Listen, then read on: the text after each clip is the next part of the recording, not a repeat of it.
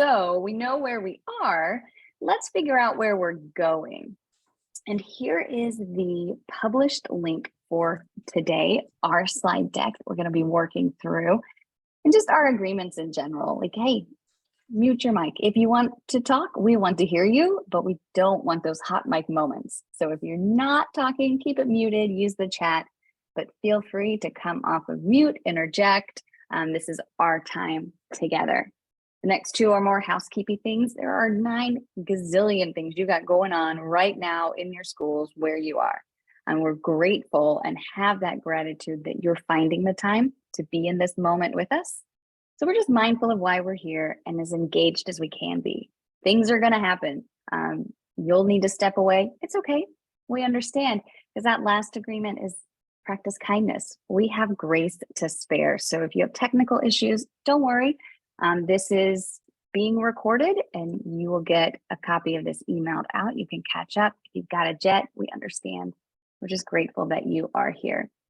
Like I said, I'm Erin West, Associate Director of Learning Delivery, and usually my right-hand man, Todd DeSando, is here, but he's hunkered down with his family in Orlando. The last text I got said they were hoping to get power back at 6 tonight. So I told him to eat all of the ice cream. That's what I would do. And we're gonna rock it. But communication and how we talk to each other is really this two-way street, right? The way that we receive and share positive affirmations, it helps everybody at your school create a culture of gratitude. So what I want from you guys today as we start off is share a comment that you received this week that brightened your day. Add it to the chat, come off mute. If it wasn't this week, maybe it was last week. And then I want to challenge you to share something that you said to brighten somebody's day. And I know if you're like me, you don't want to seem like you're tooting your horn. It doesn't seem like that big of a deal, but we want to hear what you've shared. So let's hear from you.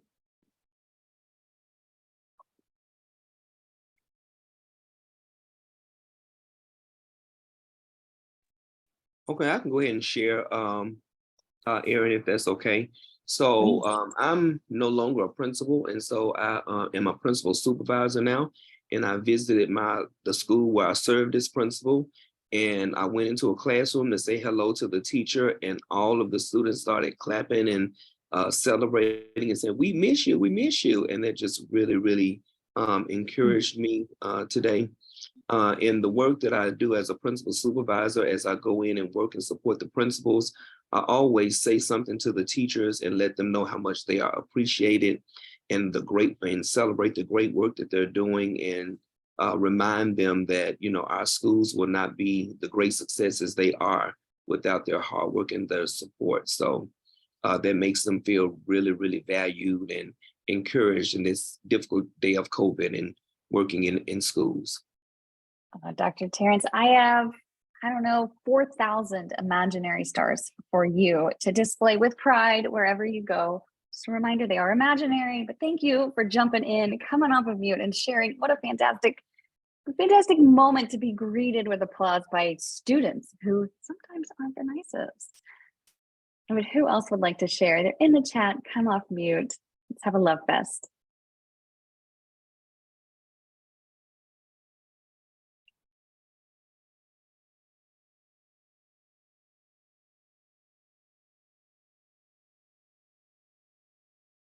Well, that might lead us actually really well into our next slide. So this is an all skate. Would love to have everybody just drop in the chat.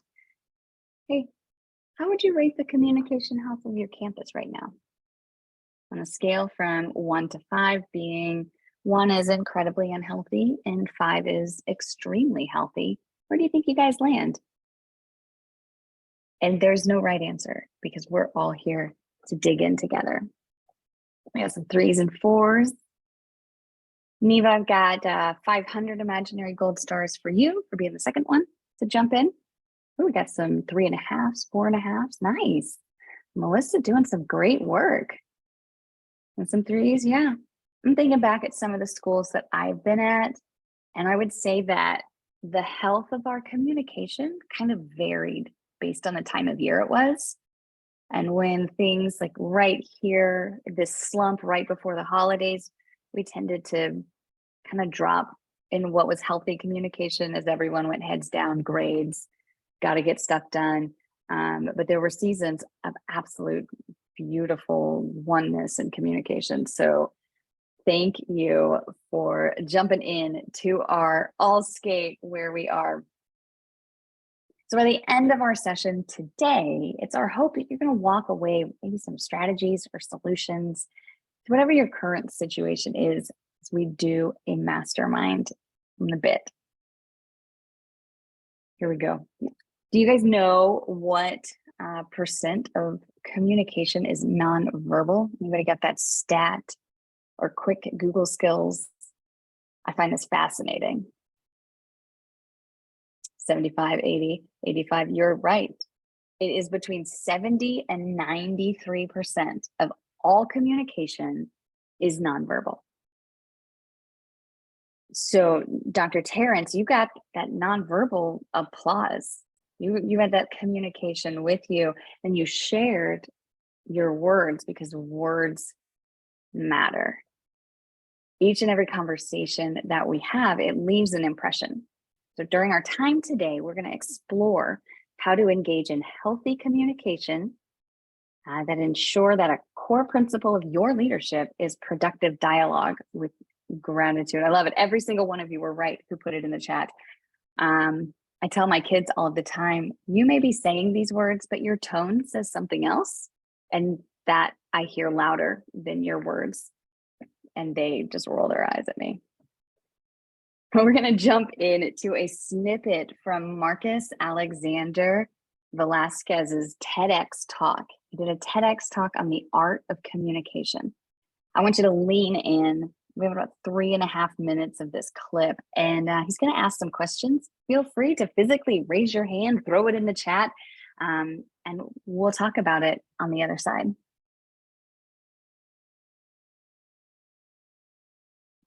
I want to start off my talk this evening by asking a few questions. If any of these questions apply to you, please kindly raise your hand. Question number 1. Have any of you here ever felt like you've been held hostage in a conversation before? All right, you may lower your hands, thank you. Question number 2. Have any of you here ever been part of a conversation where you know the person talking could have said what they needed to say much faster and with many fewer words?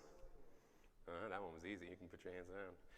This is my last question. This is going to tell me how honest and real of an audience you guys are this evening.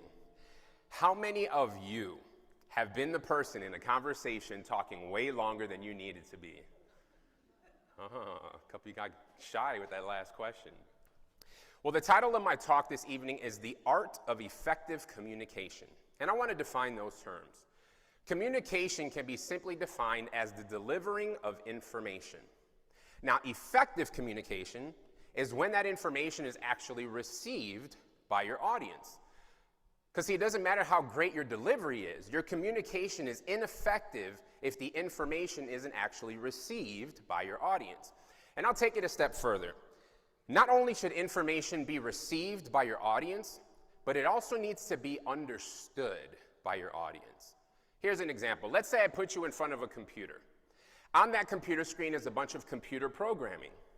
If you're not a computer programmer, that information makes no sense to you. So although the information has been delivered, without understanding the information in front of you, that information is useless. And I want to take it a step further. I truly believe that communication is mostly effective when your audience is able to take the information that you've given them and then relay it to another third party. Because that shows you that they truly got it. They truly received the information and they truly understood it to the point where they're able to share it with someone else. Now I want to define art. Art is really, it's going with the flow, it's being in the zone, it's being present and adjusting as necessary. Because you can have all the structure in the world, but you have to learn how to navigate through conversations. You may need to navigate through questions or rebuttals or comments that you may never have heard before. And communication really is an art form. It's like a song and dance. Communication kind of reminds me of painting a painting. Let's say your original idea was to make a left stroke with the color orange, but in the middle of the process, you decide that a right stroke with the color yellow is more appropriate. It's about being in the zone and adjusting as necessary. So why should we even care about effective communication? Well, we should care about effective communication because these are some of the results of ineffective communication. Number one on the list is wasted time. We waste so much time due to ineffective communication, and I highly doubt anyone here wants to waste their time on purpose. Secondly, we also waste emotions.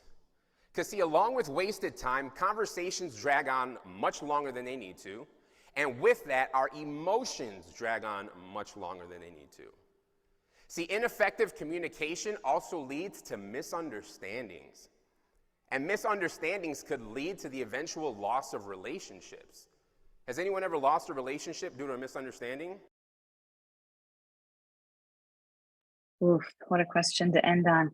So, as you kind of sit and process, has anybody lost a relationship due to a misunderstanding?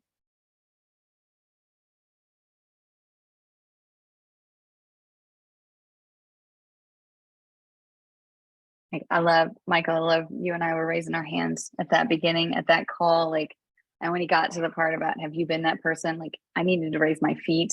I know that I'm that person.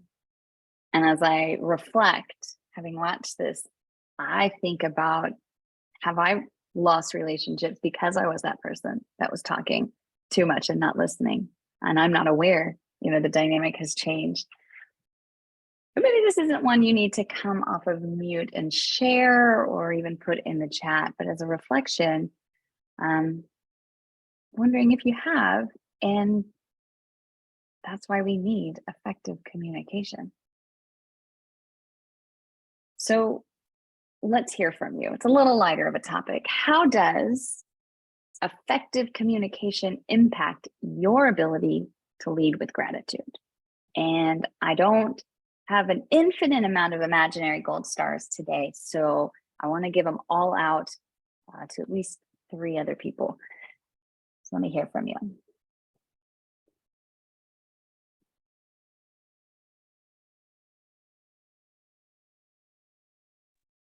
Hello, I'm Abraham Gonzalez from Phoenix, Arizona, and as a principal myself, I know that sometimes you can get buried in the day-to-day, and the work becomes a lot of work, but it's always important to stop and to give that gratitude to teachers, to greet them, to tell them how well they're doing as well too, because that means a lot to them as well too, and that really helps in relationship and in communication as well too. So I think for me, sometimes I have to ground myself and really think about, am I praising my teachers? Am I praising my students?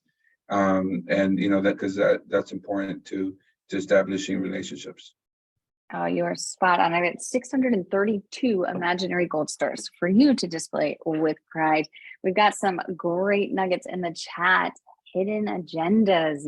Oh, yes. So true. Absolutely. That can impact relationships. Sometimes wanting to communicate quickly damages. Allison, thank you for sharing that. And when we're clear about our expectations, we can give specific feedback. Absolutely. That, we talk to our teachers about targeted growth producing feedback. I liked that you did this, or you did blank really well. This blank impacted blank, and not always just great job. Those moments happen too, for sure. Oh, Michael, coming in with a truth bomb today. Major goal is to listen, not interrupt or finish. Absolutely a work in progress. I am incredibly guilty of that. As I started my instructional coaching journey, it was a very humbling experience to discover that teachers not always wanted answers. They wanted to be heard. So I didn't need to come in and solve their problem, but I did need to hear it and validate their experience and then help them find the answer. And when that clicked, my instructional coaching practice took off, connections, growth. It was beautiful. Knowing that what and why, communicating with heart, Melissa, you are right there with it. That leads us greatly, perfectly into our next slide about communicating with empathy. Now, empathy, we know, involves an emotional connection. It's in part imagining how someone else feels so we can better understand their thoughts and actions. Empathetic communication, what it does is it accepts and allows differing perspectives and emotions in different people. And with empathy, leaders demonstrate they care and they want to help. So this can lead to better relationships, morale, and even an increase in performance. So how do we do it? It's a habit and a routine that you just got to build. Who said it's a work in progress? I think it was Michael. Michael, it's a work in progress. We've got to keep coming back to it. It is not a one and done, but we build it by practicing active listening, acknowledging and paraphrasing, validating, and offering support. All of those things build up empathetic communication that helps us lead and communicate with gratitude. For me, I'll tell an anecdotal story. I could not have grown how I have without an accountability buddy. That one person who you can go and say, I want to say this. Does that sound weird? Does it get the point across? Am I being judgy when I make this statement? And having that relationship with a colleague is so helpful because we get another opinion, feedback. Sometimes the feedback is, do you need to share it right now? Does that have to go out today? Wouldn't it be better sent tomorrow? And you just bounce it back in a safe place. So you'll have an opportunity to practice today in your breakout rooms. Practice active listening, acknowledging, paraphrasing, validating each other, and maybe even find an accountability buddy in that breakout room. So pulse check. Here we go. How we doing? Oh, Abraham, nice. Limiting text. There's so much that can happen when we communicate through text or email. But throw it in the chat. Are you clear about the role or unclear about the role? Throw a 1 in. Throw a 2 in if you've got that fact that effective communication strategies are at the core of leading with gratitude. And man, you are hitting the bullseye with a 3. You could explain that role in effective communication and leading with gratitude. Where are we at right now? Hoping to live in the 2 to 3 marks, but if we got some 1s, definitely want to make sure we clear up any confusion. Beautiful. You guys are fantastic. Awesome. Well, let's get into the meat of it because this is the why we're here, where the value is. We are going into a mastermind. I hope you love them. I hope you get as much out of them as I do. But instead of a role-playing scenario today, if you've been to previous masterminds, we usually act out what it could look like. I want to make sure that you have plenty of time in your breakout rooms. And here is the protocol. If you have never done a mastermind, the protocol is fairly simple to follow. You'll go into your breakout rooms, and one person will be in the hot seat and share what is on their mind. And other people will listen, respond, and we have sentence frames or sentence starters that you can use to help guide that practice till it becomes muscle memory. Today's breakout room and mastermind is going to look a little different because I want today for you to focus on a specific topic, a current communication problem or a goal at your campus. Maybe it's something like, who was that? Abraham, I think, shared that there's some miscommunication, people misunderstanding tone from emails or text, or they get an email and there's some anxiety because it's delivered in a way that wasn't clear. But work through the protocol and be prepared to share out ideas or solutions that you develop with your group. Feel free to workshop responses and get feedback on how your statements might be received by asking, like, am I communicating with gratitude and empathy? Use your colleagues because you're all in similar places. Based on our arrow chart, you've got a great understanding of leading with gratitude and communicating with empathy. We have about 20, we'll we'll do 23 minutes. It'll bring us right back at the quarter to the hour. 23 minutes in our breakout rooms. And I'm going to send you there in one hot minute. There will be, let's see, I don't know how many there will be. 1, 2, 3, 4. I think we'll put 4 in each room. And if you are a VILS person hanging out today, jamming out, and you are sent to a breakout room, come on back or stay and visit.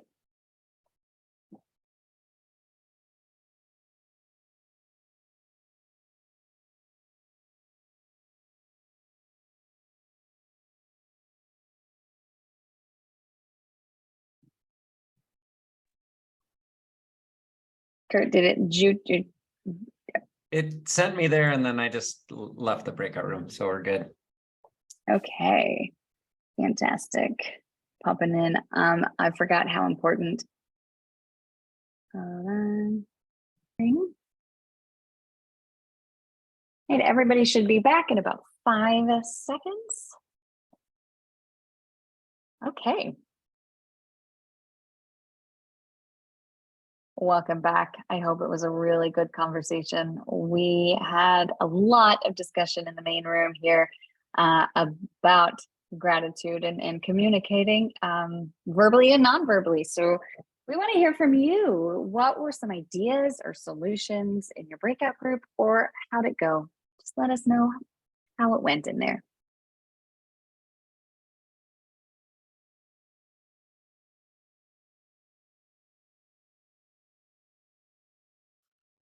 We had a couple of good discussions in our group. Somebody suggested that, when the part of the problem is a principal is not getting on the same page with the VILS coach and other things, that it might be good if there is a site they can visit to talk with another principal and to see an example in action. That way they can kind of have communication with one of their peers and be a little more hands-on with it. And there was also a lot of discussion about turnover in different staff positions and how that gets handled. And we got a little bit cut off on that. From our district, we were kind of realizing we need to have better user manuals in place. Okay, what do we expect of a VILS coach? Principals need to see that too, because we had a problem with principals trying to use our VILS coaches and instructional specialists as like subs. And no, if there's an emergency, you have to, but that's not what they're for. So it's just having clear expectations on paper for those kind of situations so that somebody new coming in just can get up to speed quickly. I love that you're advocating for that, Owen, and thank you for jumping off and sharing. I was on a call with VILS coaches from different cohorts recently, and that was something that they voiced some frustration with, is being used outside of their role. So it's great that the conversations are happening. I hope they happen more. It's so valuable. Love it. My boys' school does something called the Wiley Way. We live in Wiley, and it is documentation and Wiley. The Wiley Way to transition in hallways is, and it's posted and clearly communicated. So I love that you're thinking about those manuals moving forward. Multiple people creating the staff newsletter. Yeah, that's great. See those perspectives in. It's awesome. Thanks for sharing. Anybody else want to jump in with? I want to just ask in regards to the manuals, because I know we have an implementation guide. Is that something different than what we're talking about? Well, I can't speak for Owen, but yes, we do have the implementation guide that kind of functions at a high level manual. But Owen may be talking about taking that and then the expectation at the school. Customizing it more for the school. Yeah, I don't want to speak for Owen if you want to jump in. Well, it's just like specifically the role of the VILS coach with the other staff at your school. Like, what does the district expect of the principal and how they should be using it? Was a big one that came out for us. So yeah, we're not contradicting necessarily the guide, but just finding those areas where at different buildings or in the district, how we tend to work and how we're going to mesh those together so that everybody's on the same page. You know, because one of the things I was sharing in my district, we have an instructional specialist at every school. We have a VILS coach at the VILS schools, and then we have, you know, other people coming and doing stuff. But we've had some conflict between those different groups, the instructional specialist, the VILS coach, and even the administrators. And we've had to the districts kind of had to come in and say, y'all ought to be a team. Y'all ought to all be looking at the same data. You ought to be all talking the same talk. The VILS coach is going to have some different deliverables from the instructional specialist, you know, and I know the VILS coach is in charge of coming up with their goals and stuff for the year, but you ought to be talking with the principal about what the goals are, and those ought to match the needs of the school. The instructional specialist ought to know those and kind of own them too. Or if they've got another need, you know, you can, as the VILS coach, you can adapt your goals to what the instructional specialist or your administrator says. So there's just some sort of expectations about how they're communicating, how they're working together that are district specific that you kind of need to spell out. Thanks for that, Owen. And to the chat, I like sitting on both sides of it. I totally agree and see that it is such a fine line between you have a real immediate need that you need a human body to do, and the value that instructional coaching and the work is, and that finding that balance, it is never easy. But it comes back to that communication. How do you communicate? What relationship do you have with the coaches? You know, where is their give? Where is it loose? Where is it tight? Everybody's on the same page and knows. Most people know, hey, I got to step in sometimes. I love that you got an inclusion of your VILS coach in every admin meeting and instructional meeting. So we're always in, yeah, they're just another instructional coach. I had a weekly meeting with my admin as an instructional coach. I wasn't VILS, but that was just part of level setting, PLCs. What do they need to know before it becomes a brush fire that's happening without tattling on teachers? Because that's not the role. Loving, I got a thumbs up here. Alicia. Anybody else want to jump in?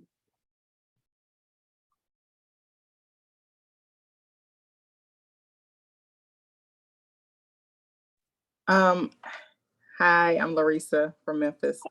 I am a principal, and just along this thought of leading with gratitude, I think that's so big. One of the things that I practice daily is just looking around and just seeing what are the things that I can be grateful for that are going on in the building. And I try to share those things with teachers so that when I do have to have a difficult conversation, they are relaxed to the point where they're saying, well, hey, if it's something I need to do, then, you know, if I'm hearing something that I need to correct, then I hear enough positive things that, you know, I can be receptive to those things. And so right now, for me, it is just making sure that it's a trickle down effect. So it's not just me with leading with gratitude, but that I am displaying those actions for my APs, for our counselors, for everyone, so that it's a trickle down effect, and that we are communicating, we're being explicit in our communication with each other, and that we understand if you go into somebody's room, stop and say where you can and say hello, and say hello to them and tell them, you know, why you're in there, even though, you know, teachers are used to me coming in and for different reasons, but I'll just come in and say, hey, I'm gonna check you out today. And then, you know, just have a seat, but it does something. And then just say one thing before you leave, tap them and say, hey, that was good right there. And that does something for the staff when they're able to get that constant flow of positive energy. So it's really important. And so the work for me is just making sure that it's a trickle down effect and that it's impacting each part of my staff. Marissa, thank you. I don't know if anybody came today and just they needed that in their lives, but thank you so much for speaking it and living it and modeling it for a culture, it sounds like, of just teamwork. And I'm sure there are little riffles and things that happen, but what a great culture you've created. Love it, love it, love it. So right now, I don't know if anybody is like, oh, I really enjoyed this conversation, or I think maybe I should learn a little more about communicating or in my leadership role. I got some great news. Inside the VILS Academy, we actually have a course about the language of leadership. It's self-paced, so you can work on it anytime, anywhere at your speed. If you're thinking maybe I could use some tools in my toolbox, or just want to see what other people are doing, hop onto the VILS Academy. You are more than welcome to do this. But it's not just for leaders. Well, like Larissa was saying, we got this trickle down. We've got to make sure we're all communicating well. We also have a coach course, engaging in healthy communication. Now, I just wanted you to stop for a second and think how you might approach that conversation if you think maybe your coach would enjoy or benefit from a course on healthy communication, because it might not go well if you're like, hey, you need to take this. You're not good at this. So being intentional about it. And then I don't know if you guys had a chance. Did anybody come to Elevation Innovation this past week? No. Okay, so VILS HQ has been busy. It has been hopping. On Tuesday, we had the Elevation Innovation Conference, and there were participants from all over the world. We had sessions with Matt Miller of Ditch That Textbook, Dr. Monica Burns, Kathleen Tucker, like really amazing voices for teachers and for education happening. And the best part about it is many of them were recorded, and they're going to be added into the VILS HQ in the coming weeks. So you'll have an opportunity to see that, share it with your staff. Matt's session I was in particularly, and the concept was, how do you get in, be amazing, and get out by 4? That work-life balance. And he had a lot of great strategies and tips in it. So I don't know when it's going live, but it is coming on the VILS HQ. So if you haven't been there, bookmark it. I don't think you have to log in to access things, but the login that's just simple email, use your school email. As always, we like to point out that you have the ability to sign up for Verizon support, have them come to your school. And caveat with, just because you sign up doesn't mean they're coming. And you want to make sure you sign up well in advance to get on schedules and have that communication. But it's a great resource if you are having a rollout or a STEM fair, or just need a volunteer. Oh, Jen, yes, not all of the sessions due to the speakers were able to be recorded, but I think a good many were. And I know Matt Miller's was. So definitely going to check that out. And that's it. We are right at our time. I hope you saw value in the gratitude. I have enjoyed my time with you, your voices. Thank you for speaking up. Next month's call on December 8th will be part of the VILS mini conference all-day session that we are having. So our leader call will be one of those sessions. I assume I'll be there, but it may be me, it may be somebody else. You guys have been fantastic. Happy to answer any questions, continue the conversation, and we have our feedback and attendance survey linked in the chat. I really look forward to seeing you guys again in December and hearing maybe how talking gratitude has impacted your school since we've met.